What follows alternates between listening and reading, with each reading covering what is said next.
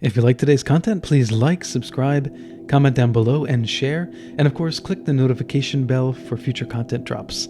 Enjoy this episode of Coffee and UFOs. You almost start like wobbling. Like meditation enables you to reach this kind of other place in your mind. We always assumed that the entities that we were interacting with were heterosexual. And we were kind of like, well, that's strange. Like, maybe it was a deep, dark secret of yours, and you've spent a lifetime trying to convey that to someone, and we might be the first people to ask you about it.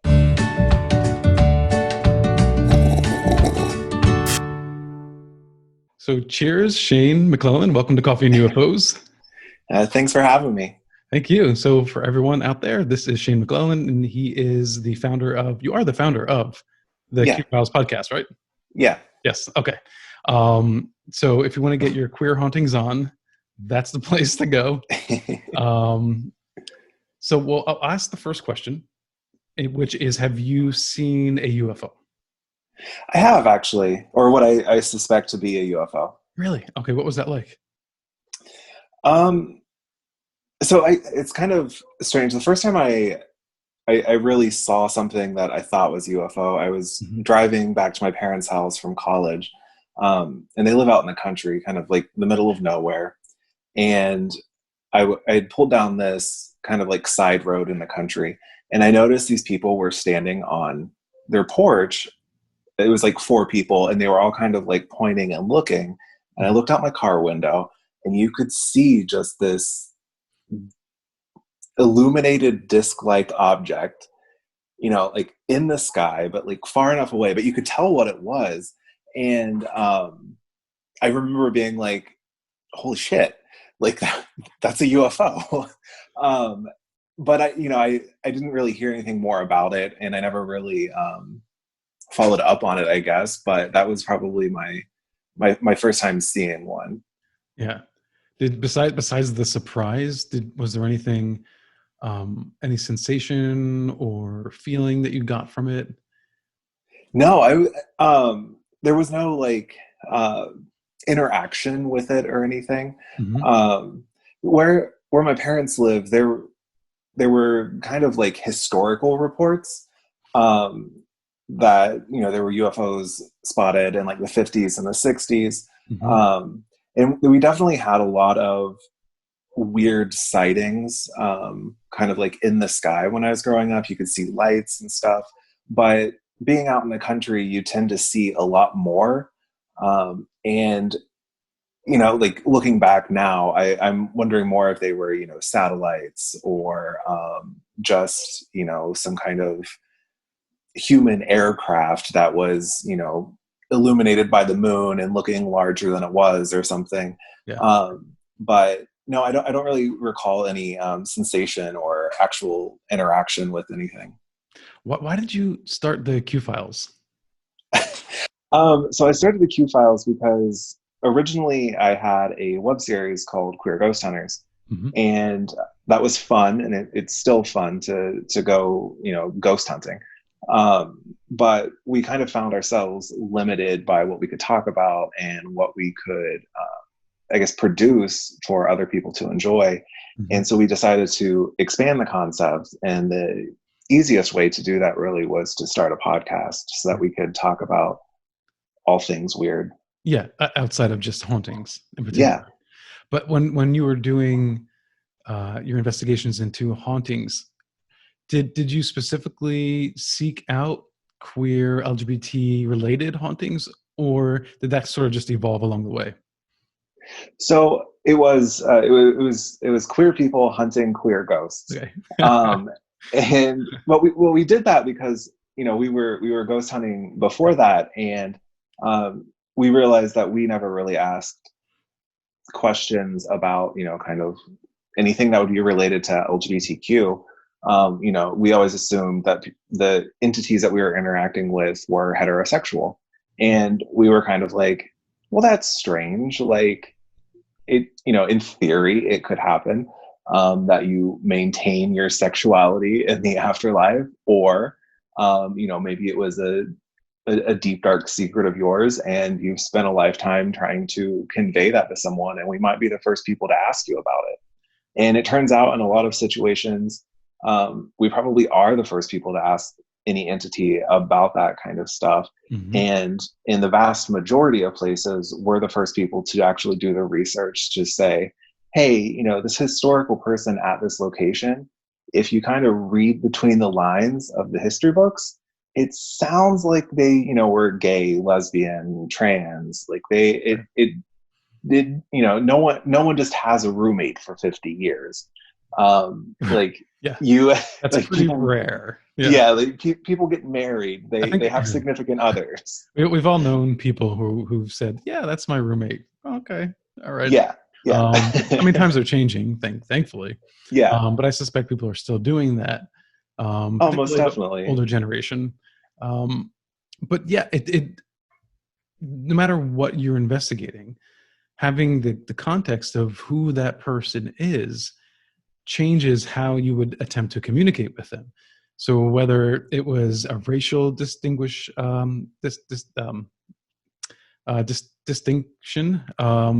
or if it was a lifestyle distinction, and not lifestyle like LGBT, because it's not a lifestyle, everyone. When are we going to end that too? I know, right? But whether you're lower class, upper class, middle class, what you were working, those things were thought about, right? But Definitely. never in the language, in the attempts to communicate, were the consideration of what your sexual orientation is, or was in this case. So I think that's brilliant. Do you feel like you had any breakthroughs in particular because you changed the types of questions or wordings? Yeah, I mean, I guess it's hard to really know for sure, but we once we decided to do it, we kind of wanted to create a like a controlled system where we would always kind of ask the same questions. We would always kind of do the same things. So hopefully we could, you know, figure out what was working, what wasn't working, and what produced hopefully good results, as good as results can be when you're paranormal investigating. But you know, so we really focused on the idea that, you know, this stranger, this entity, isn't going to tell you secrets and share about themselves without some form of connection. And so we spend a lot of time, you know, sharing our own stories and kind of explaining the modern language that we have and what, you know, they might have referred to things or how they might have seen a relationship and interpreted that. Yeah. And, you know, used other phrases that maybe we're not aware of to describe those relationships. And, you know, what it's produced is, you know, kind of pieces of evidence, whether it's EVPs or, you know, we had a really great session at Brindu Mansion with the Estes method, which is where you use a spirit box, the SD7, and headphones and a blindfold. And the person speaking can't hear what the person asking questions is saying. Right. Yeah. And we ended up in this, you know, I mean, altogether, it was probably kind of like 30 minutes of conversation with what we assumed was the entity that is famous at the house. She owned it for a while, Sally. And, you know, she basically told us all the answers to the questions that we were trying to ask her in the past, where she, you know, confirmed that, yeah, like these women that she constantly had living with her weren't just friends. You know, she didn't just move to Virginia to live with these two female roommates. Like they were a couple and they were like her. And just, you know, we were just able to like parse through a lot of the stuff that wasn't recorded anywhere outside of like plain factual statements. Okay. Do queer or non-heterosexual entities behave any different from what you can glean? No. Okay. And so that's, I guess, it kind of, when we focus on, you know, contacting queer entities, I guess we don't do it to the exclusion of anyone else that might be there. It's just kind of more of a here's what we're looking for. If you feel like you match that, like, you can come talk to us Come first. forward. But Okay. Yeah. overall, it's, I mean, it's still like any other interaction with any entity that you would Is that, have. am I confusing? In my head, is the blindfolded um, headphone, is that the Estes method? Yeah, Yeah. yeah. So do you think that that is more effective? So, I mean, it has a long history of kind of like paranormal research. It goes back to like the Gansfeld method, which is substantially similar. Mm-hmm. Um, but yeah, I do think it's more effective. And even if it doesn't produce different results than what you would have gotten, it takes away a lot of the bias and kind of the ability for groupthink to take over when you're working with more people. And I think even from the outside, when you have the noise canceling headphones on and you have this static white noise radio pumping into your ears, Yeah. you can't hear anything. And then you add the blindfold, so you can't see anything. Right. And it's one of those, like, if you don't believe me, kind of try it yourself and see if you can hear someone asking you a question. Yeah. And you can't. So when you start asking questions and the person is responding in time, conversationally, with intelligent responses, responses that make sense to the question, it becomes even more difficult to kind of explain away what's happening. Like, I do believe there's something significant happening there.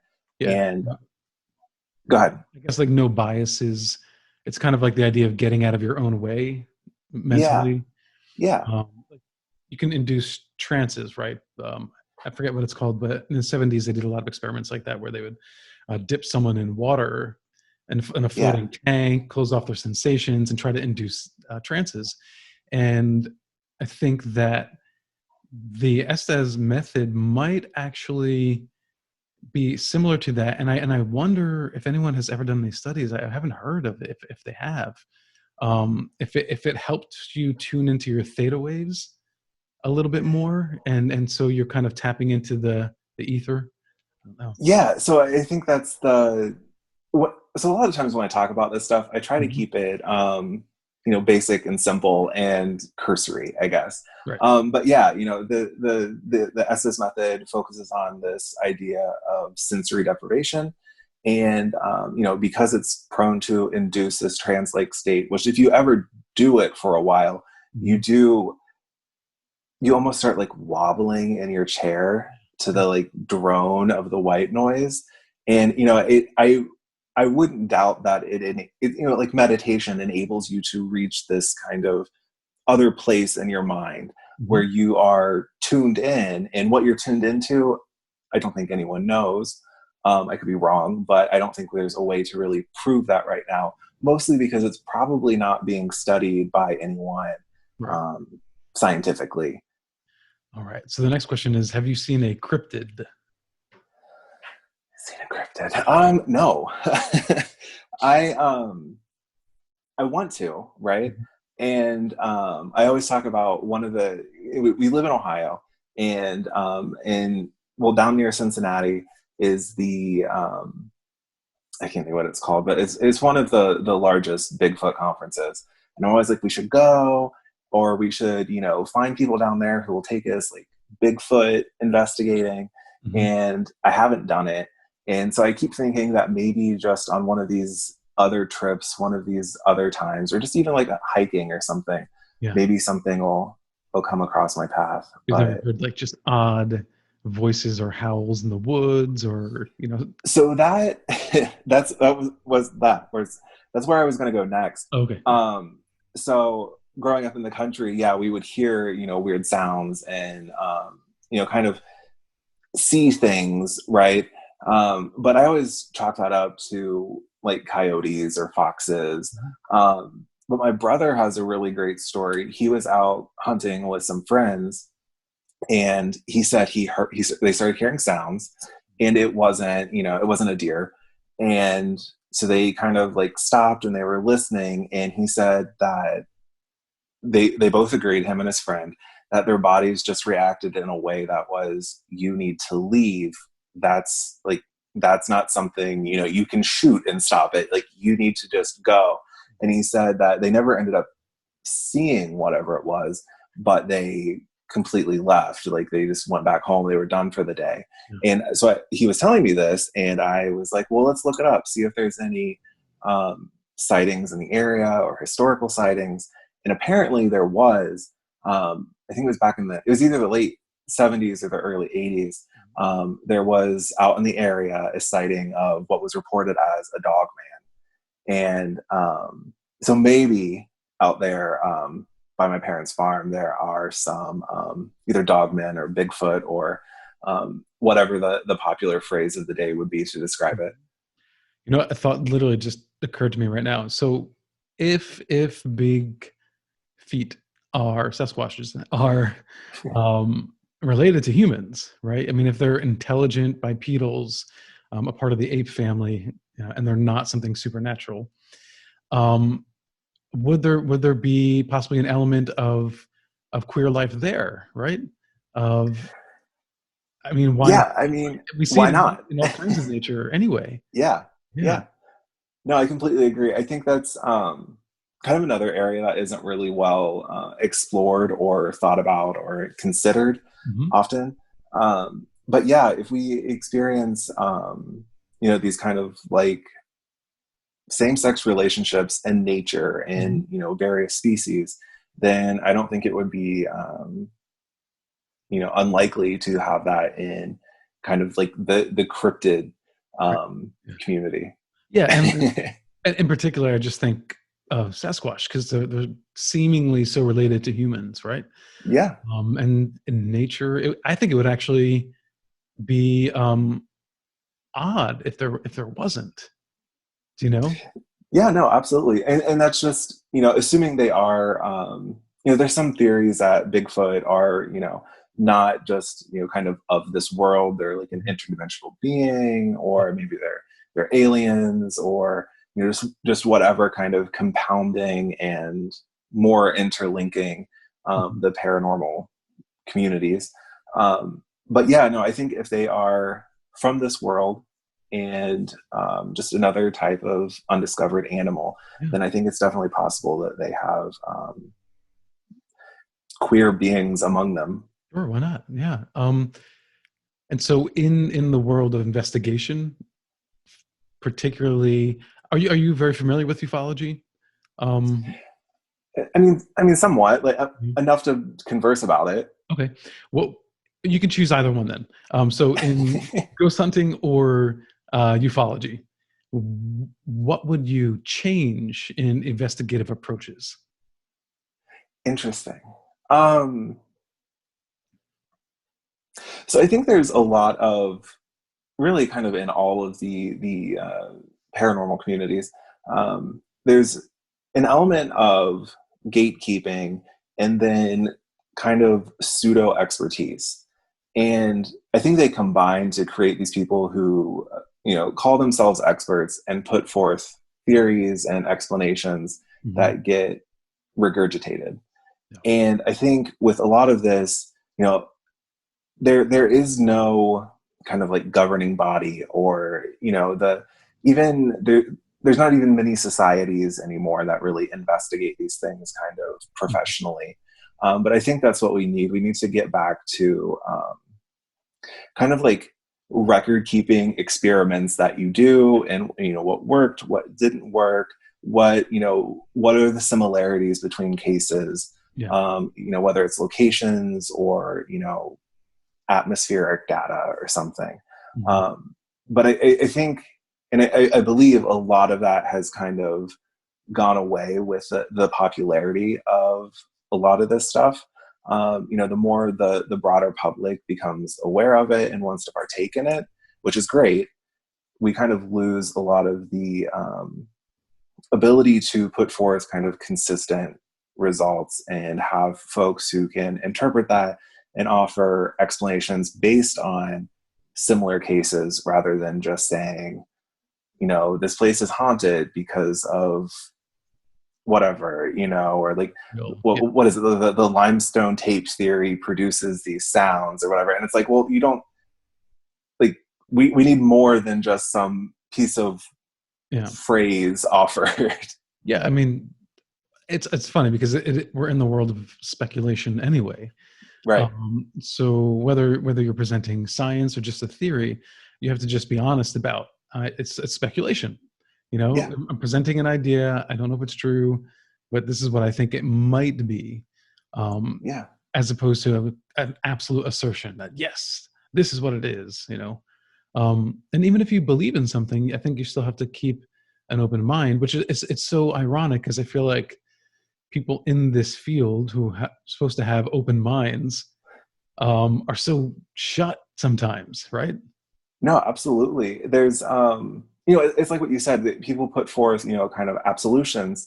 And one of the reasons I feel like I'm wishy-washy all the time with this stuff, because Mhm. I kind of go into it and I'm like, I know this sounds crazy and there's no real basis for it. But, you know, once you experience something like this, you want to explain it. And there's no real explanation for some of it. It's just a conglomeration of, you know, people having similar experiences. And, you know, it's not like we can do an experiment necessarily where we can replicate all of these experiences to see if it produces a similar result. Mhm. Though people have, you know, attempted that with other stuff, specifically like hauntings, you know, kind of, can you create a haunting and stuff? And what we found from those is that, Artificially or by stirring something up. so artificially, and I'm completely blanking on what it was, but it was kind of back with like Gansfeld and those folks when they were really exploring, you know, the paranormal and parapsychology. And what they found was you could get a group of people to believe that a place was haunted Mhm. by kind of telling them the story of the haunting, getting them to believe that it's haunting, setting the expectations for something that would happen. And then the group believes that it would happen. And it, you know, it happened. So they created like a thought form haunting. Right. And, but the thing is, like, without studies like that, how do we know? Like, we never get into a more serious exploration of the paranormal. Yeah, it's like EVPs. Sometimes they can be really interpretive. Um, Yeah. like some of those, sometimes they're saying, "Oh, so and so was saying, you know, I'm here," and I'm like, that sounds like no, it doesn't sound like that at all to Yeah. me. Yeah. So what I think is like as a methodology, because oftentimes you have people that are in groups, right? Yep. And so if you have that group of people, then don't have them all say at the same time what they think it is, or don't have one person lead and say, "Oh, he's saying, oh, there's a tapping on the door," right? Like, or maybe say, "Tell Johnny I'm here." Whatever it is, each I think person should write down what they think first. So listen to it, Absolutely. write it down first, and then compare notes. But I never see that on TV ever.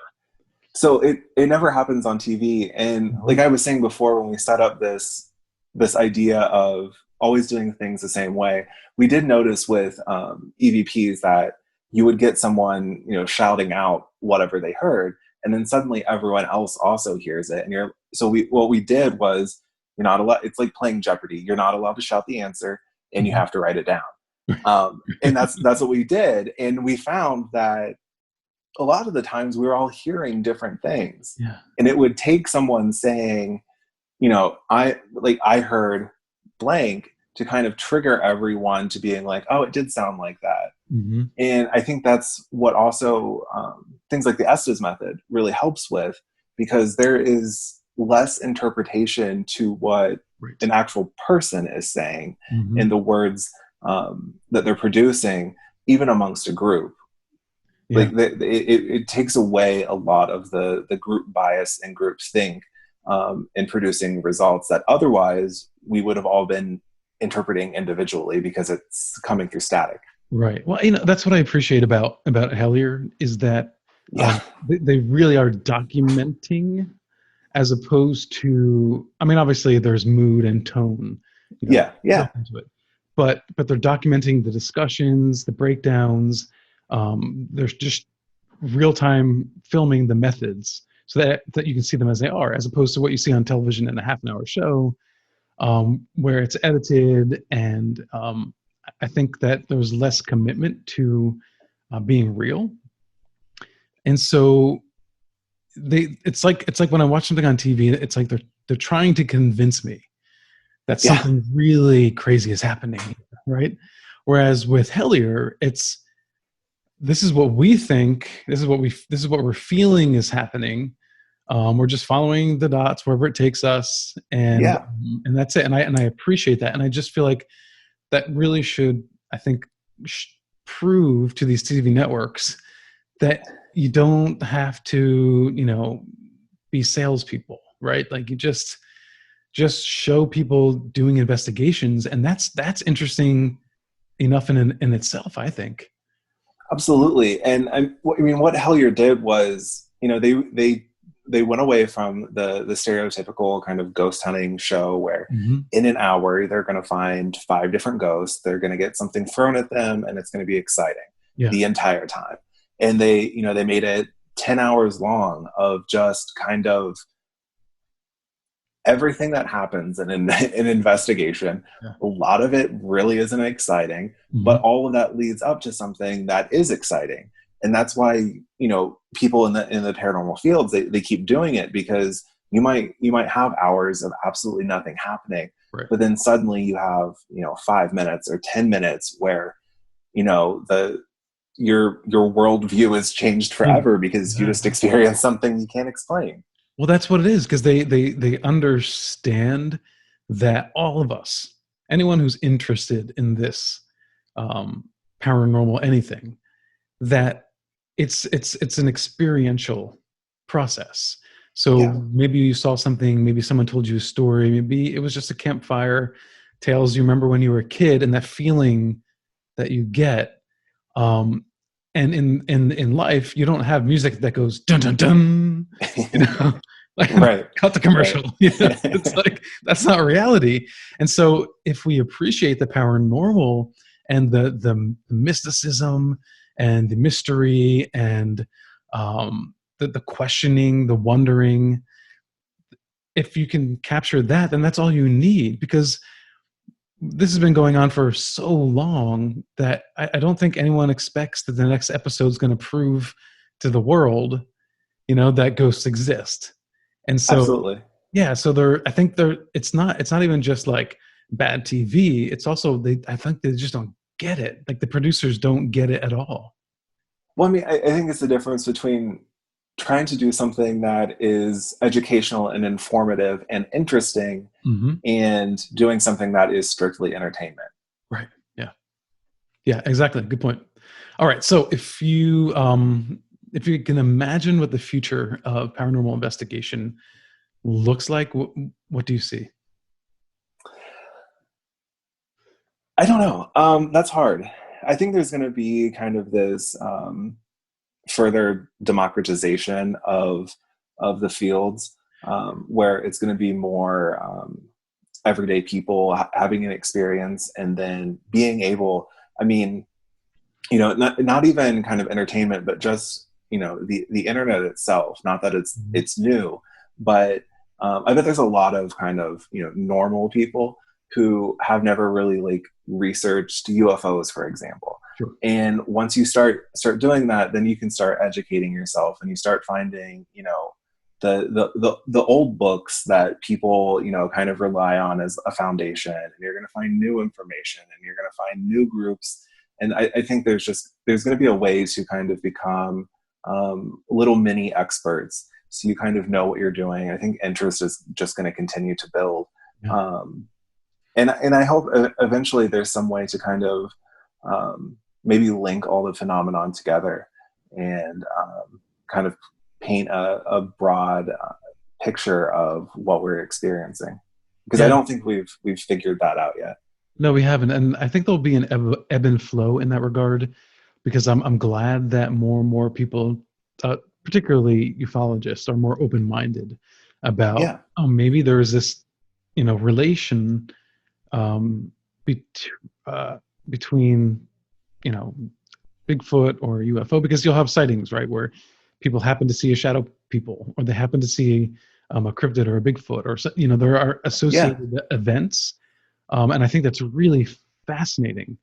Um, but at the same time, I think that there is a legitimate concern that we can get too loose,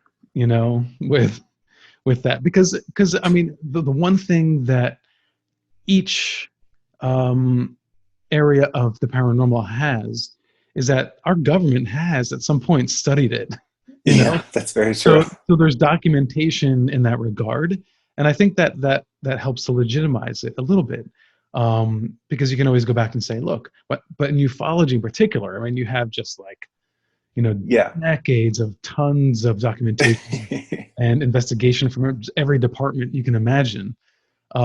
So I think the more conservatives are like, well, why do we need to even go in this other direction? What do you think? Do you think that there could be a connection, or is a connection? Yeah. So on one of our, it was kind of like our Easter episode, we did it on stigmata. Hmm. And kind of after we were done, I don't even remember what, I saw something about UFOs when I was talking about stigmata, Hmm. and my brain went, you know what happens during a stigmata story? It sounds like what happens during kind of an alien abduction visitation story.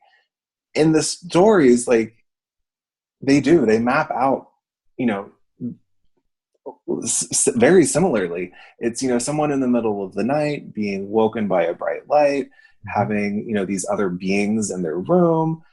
They experience levitation. Sometimes they have marks on their body.